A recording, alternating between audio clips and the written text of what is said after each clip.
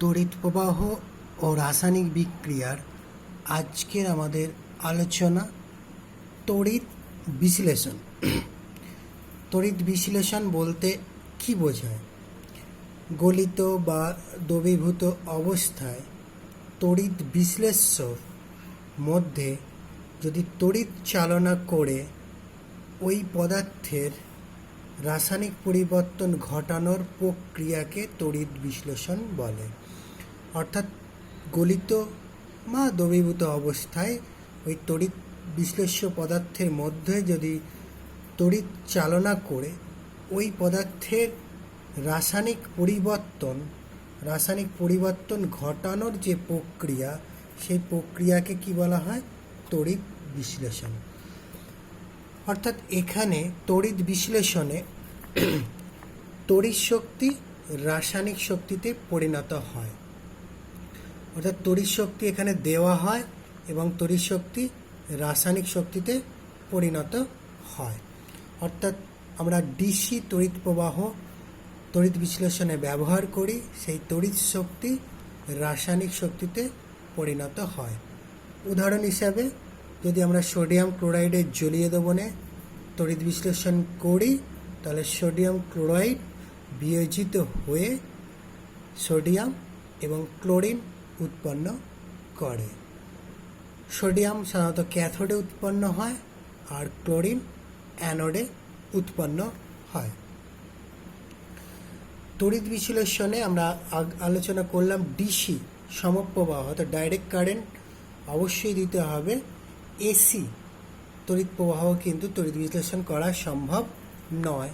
আমরা ডিসি তড়িৎ প্রবাহ ব্যাটারি বা তড়িৎ কোষ থেকে আমরা ডিসি তড়িৎ প্রবাহ পেতে পারি।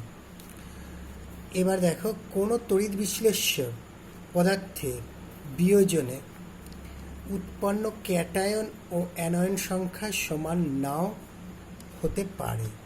কোনো তড়িৎ বিশ্লেষ্যের পদার্থের তড়িৎ বিয়োজনে, ধরা যাক আয়নীয় বিশ্লেষণ হলো, আয়নীয় বিশ্লেষণে বা আয়নীয় ভবন হলে উৎপন্ন যে ক্যাটায়ন ও অ্যানায়নের যে সংখ্যা সমান নাও হতে পারে।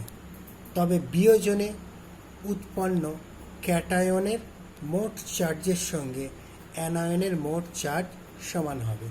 উদাহরণ দিলে ব্যাপারটা পরিষ্কার হবে। ধরা ক্যালসিয়াম ক্লোরাইডের আয়নীয় ভবন বা আয়নীয় বিয়োজন হয়েছে, তো calcium plus plus 2Cl minus আয়নে বিশ্লেষিত হয়। অর্থাৎ এখানে দেখো, ক্যালসিয়াম প্লাস প্লাস অর্থাৎ ক্যাটায়নের সংখ্যা একটি এবং অ্যানায়নের সংখ্যা কিন্তু দুটি। এখানে ক্যালসিয়াম ক্যাটায়নের সংখ্যা হচ্ছে একটি এবং Cl মাইনাস অ্যানায়নের সংখ্যা দুটি। অর্থাৎ এখানে কিন্তু ক্যাটায়ন এবং অ্যানায়নের সংখ্যা সমান নেই। কিন্তু দেখা যাক, ক্যাটায়ন ও অ্যানায়নের সংখ্যা সমান নেই বা নয়, কিন্তু ক্যাটায়নের চার্জের পরিমাণ সমান হচ্ছে +2। দেখো, দুটো প্লাস চার্জ আছে। আর অ্যানায়নের চার্জের পরিমাণ দেখো, Cl এর -1 আর পাশে 2, তাহলে 2 × -1 2। অর্থাৎ ক্যাটায়নের মোট চার্জ +2 এবং অ্যানায়নের মোট চার্জ -2। অর্থাৎ পদার্থ হিসাবে চার্জ নিস্তড়িত। অর্থাৎ এখানে দেখা যাচ্ছে কোনো ক্ষেত্রে বা কোনো পদার্থের ক্ষেত্রে আয়নীয় ভবনের সময় বা আয়নীয় বিয়োজনের সময় সাধারণত ক্যাটায়ন এবং অ্যানায়নের সংখ্যা সমান নাও থাকলেও তাদের চার্জের সংখ্যা অবশ্যই কি হবে? সমান হবে। এবার আমরা দেখে নেব জলের তড়িৎ বিশ্লেষণ। জলের তড়িৎ বিশ্লেষণ করার জন্য আমরা হফম্যান ভোল্টামিটার ব্যবহার করব। এইচ আকৃতি হফম্যান ভোল্টামিটার। এখানে দুটো সাধারণত নল আছে এবং যেটা নল দুটো সংযুক্ত এবং উপর থেকে সেখানে জল দেওয়ার ব্যবস্থা আছে এবং নিচের দিকে দেখো প্ল্যাটিনাম তড়িৎদ্বার ব্যবহার করা হয়েছে অ্যানোড এবং ক্যাথোড হিসাবে। সাধারণত এটাকে ব্যাটারির সঙ্গে 12 ভোল্ট ডিসি ব্যাটারির সঙ্গে সংযুক্ত করা হয়। যেদিকটা মাইনাস সেদিকটা আমরা ক্যাথোড আর যেদিকটা পজিটিভ, ব্যাটারি পজিটিভ মেরুর সঙ্গে যুক্ত, সেটা হচ্ছে অ্যানোড। এটা পজিটিভ মেরুর সঙ্গে অ্যানোড, এবং এটা ব্যাটারি নেগেটিভ মেরুর সঙ্গে যুক্ত আছে, সেটা ক্যাথোড। অর্থাৎ তড়িৎ প্রবাহ এইভাবে যাবে এবং এইভাবে ফেরত আসবে এই অভিমুখে। তড়িৎদ্বার, প্লাটিনাম তড়িৎদ্বার ব্যবহার করা হয় এক্ষেত্রে, দেখানো হলো দুটো প্লাটিনাম তড়িৎদ্বার। আর বিশুদ্ধ জলের ক্ষেত্রে তড়িৎ পরিবহন ক্ষমতা খুবই কম। এটি খুব কম পরিমাণে আয়নে বিয়োজিত হয়। খুব কম পরিমাণে আয়নে বিয়োজিত হওয়ার কারণে এখানে তড়িৎ বিশ্লেষণের সময় জলের সঙ্গে সামান্য সালফিউরিক অ্যাসিড, লঘু সালফিউরিক অ্যাসিড মিশিয়ে নেওয়া হয়, কারণ লঘু সালফিউরিক অ্যাসিড যোগ করলে দ্রবণের আয়নের সংখ্যার পরিমাণ বৃদ্ধি পায়, তড়িৎ বিশ্লেষণের সুবিধা হয়। অর্থাৎ বিশুদ্ধ জল খুব কম তড়িৎ পরিবহন করে, অর্থাৎ বিশুদ্ধ জলের ক্ষেত্রে প্রায় করে না বললেই চলে। সেই কারণে জলের সঙ্গে সামান্য সালফিউরিক অ্যাসিড মিশিয়ে নেওয়া হয়। সালফিউরিক অ্যাসিড, লঘু সালফিউরিক অ্যাসিড মিশিয়ে নিলে কি হয়, ওই জলে আয়নের সংখ্যা বৃদ্ধি পায়, ফলে জল তড়িৎ পরিবাহী হয়, ফলে তড়িৎ যে বিশ্লেষণে সেটা সুবিধা হয়। জলের তড়িৎ বিশ্লেষণ করলে ক্যাথোডে হাইড্রোজেন উৎপন্ন হয় এবং অ্যানোডে অক্সিজেন উৎপন্ন হয়। ক্যাথোডে যে হাইড্রোজেন উৎপন্ন হবে সেটা 2 আয়তন, এবং অ্যানোডে যে অক্সিজেন উৎপন্ন হবে সেটি এক আয়তন হবে। অর্থাৎ 2 আয়তন যদি জল নেওয়া হয়, তাহলে সেটা বিশ্লেষিত হয়ে 2 আয়তন হাইড্রোজেন এবং 1 আয়তন অক্সিজেন উৎপন্ন হয়। অর্থাৎ এখন এখানে দেখানো হয়েছে হাইড্রোজেনের পরিমাণটা বেশি, অক্সিজেনের পরিমাণটা কম। অর্থাৎ 2 আয়তন হাইড্রোজেন উৎপন্ন হবে এবং 1 আয়তন অক্সিজেন উৎপন্ন হবে। যদি 50 সিসি হাইড্রোজেন উৎপন্ন হয়, 25 সিসি অক্সিজেন উৎপন্ন হবে। অর্থাৎ হাইড্রোজেন এবং অক্সিজেনের আয়তন অনুপাত হবে 2:1। ঠিক বিপরীতভাবে যদি আমরা বলতে পারি, অক্সিজেন এবং হাইড্রোজেনের আয়তন অনুপাত হবে 1:2। এবার আমরা আয়নীভবন বা তড়িৎ বিয়োজন দেখব।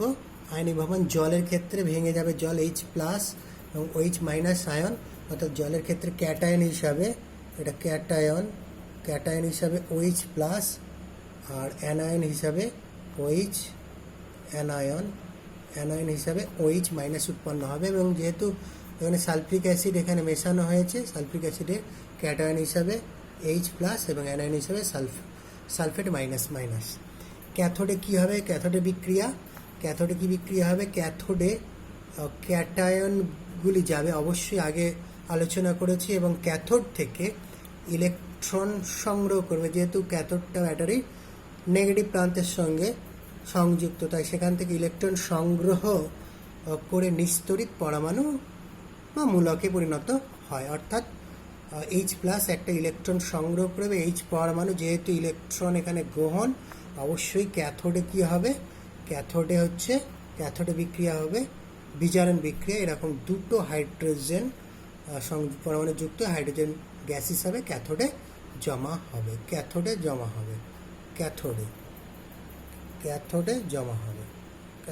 হয়।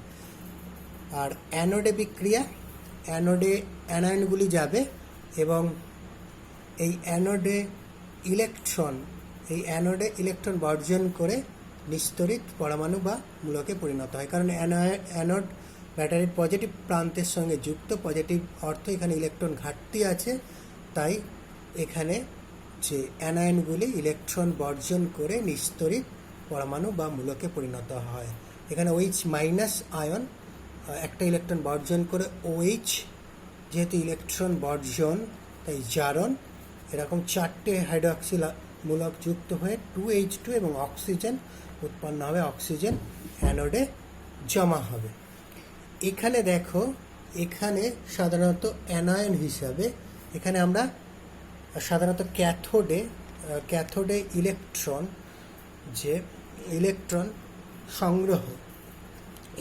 সংগ্রহ কে এগিয়ে আছে দেখো। যদি Ag+ থাকে সে আগে নিতে পারবে, তারপর Cu2+, H+, Fe2+, Zinc2+, L3+, Mg2+, Na+, এবং ক্যালসিয়াম 2+, অর্থাৎ ক্যাথোডে এর ওই আয়নগুলো থাকলে আমরা সিলভার সব থেকে আগে সে ইলেকট্রন সংগ্রহ করতে পারবে। তারপর পরপর যে সিরিয়ালি বললাম, Ag+, Cu2+, H+, Fe2+, zinc 2+, aluminium 3+, এবং ম্যাগনেসিয়াম 2+, এবং Na+ এবং Ca+। এবং অ্যানোডে ইলেকট্রন বর্জন করতে পারবে আয়োডিন প্রথমে, তারপরে ব্রোমিন, তারপরে ক্লোরিন এবং OH-, তারপরে NO-3 এবং সালফেট -, এবং ফ্লুরিন।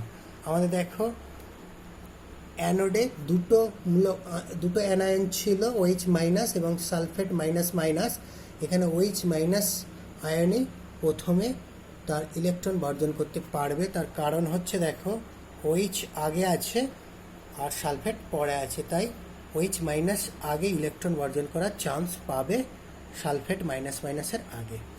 এবার আমরা দেখে নেব কপার তড়িৎদ্বার ব্যবহার করে কপার তড়িৎদ্বারের সাহায্যে কপার সালফেটের জলীয় দ্রবণের তড়িৎ বিশ্লেষণ, অর্থাৎ কপার তড়িৎদ্বার ব্যবহার করে কপার সালফেটের জলীয় দ্রবণের তড়িৎ বিশ্লেষণ।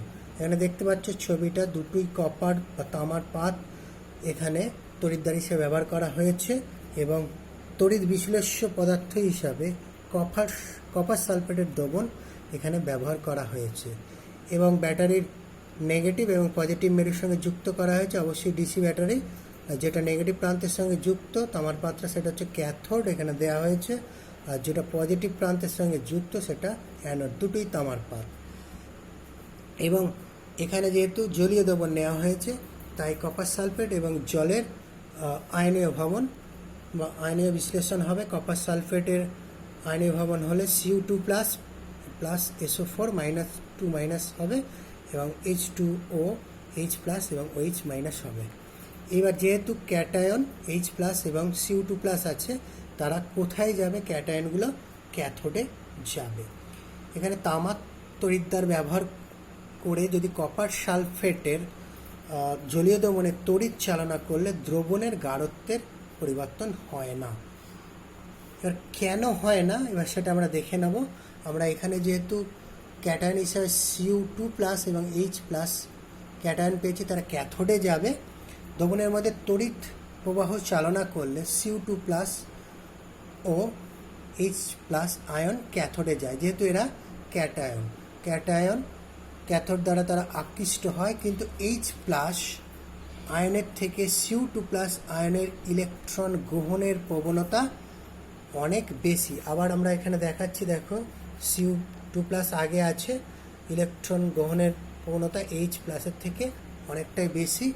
ফলে Cu2+ আয়ন ক্যাথোড থেকে দুটি ইলেকট্রন গ্রহণ করে Cu পরমাণুতে পরিণত হয়ে ক্যাথোডের ওপর জমতে থাকে, তাই ক্যাথোডের ভর বৃদ্ধি পেতে থাকে।